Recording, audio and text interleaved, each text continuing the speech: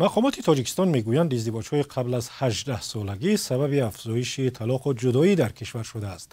مثلا سال گذشته سال 2024 در تاجیکستان تقریبا 8300 جفت از هم جدا شدند و در میان آنها دخترانی هم کم نیستند که 18 ساله ناشده شوهر کردند. سال گذشته تعداد این گونه نوجوانان 3800 نفر بوده است. رادیو آزادی درباره عاقبت‌های بد ازدواج‌های برمحل تحلیل آماده کرد و قبل از برنامه از همکارم خیرمان بقازاده درباره این تحلیل و نمونه‌های این گونه ازدواج‌ها در تاجیکستان پرسیدم. بله، همکاران ما در دوشنبه با نگاره نام دختری صحبت کردند که او را در 17 سالگی مجبور به شوهر دادند و برای آنکه از کار زیاد 2 بار کودکی بدنش افتاده است، شوهرش او را طلاق داده است. با گفته نگاره همین که 17 ساله شد و مکتب را ختم کرد، او را به کامل نام مهاجر کاری به زنی دادند. از خودش چیزی نپرسیدند و جشن عروسی هم برپا نشد. فقط یک نکاح مسلمانی بود است و تمام.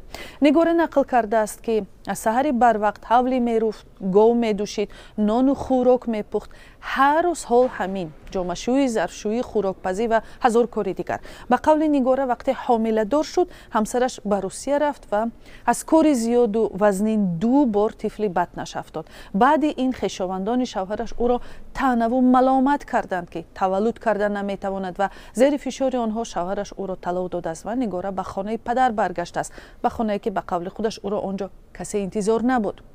از قرقیزستان هم سرنوشت اصیل نام دختری 17 ساله را آوردیم که او را به یک مرد 9 سال بزرگتر از او به شوهر دادند. اصیل میگوید والدانش هم بعد از دزدیدن او از کوچه هیچ مقاومتی نکردند و از روی رسم قدیمی عروس ربایی او را با الشاد خانه‌دار کردند. اصیل میگوید تمام آرزوهایش برباد رفت. فرزند نخستینش نارسید به دنیا آمده است و حالا او و همسری بیکارش در خانه والدان شوهر به سر میبرند.